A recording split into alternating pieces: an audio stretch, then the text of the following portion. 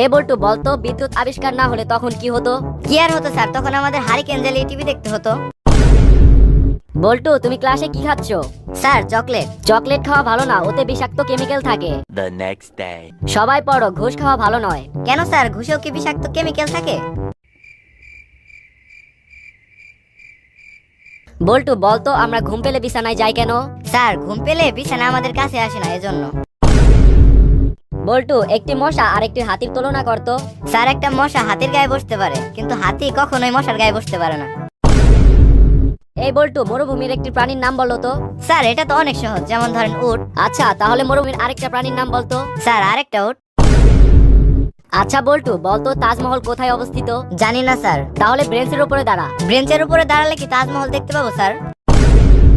বল্টু বলতো, something is better than nothing এর অর্থ কি? স্যার শামসুদ্দিনের বেটার নাতিন। আচ্ছা বল্টু বলতো, এমন একটি জায়গার নাম যেটা পুরুষ বানিয়েছে কিন্তু পুরুষ যেতে পারে না। স্যার এটা তো খুবই সহজ, যেমন ধরেন লেডিস টয়লেট।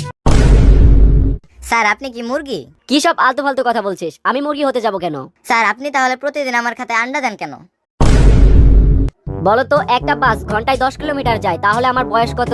স্যার আপনার বয়স 50 বছর। ভেরি গুড, কিভাবে পারলি বল্টু? স্যার আমাদের এলাকায় একটা হাফ পাগল আছে, তার বয়স 25 বছর। আর আপনি তো ফুল পাগল, তাহলে আপনার বয়স তো 50 বছর হবেই। আচ্ছা বল্টু, একজন দেশপ্রেমিকের নাম বলতো। স্যার আমার বাবা। কিভাবে? স্যার আমার বাবা দেশি খায়, দেশি ছাড়া বিদেশি ছয়ও না।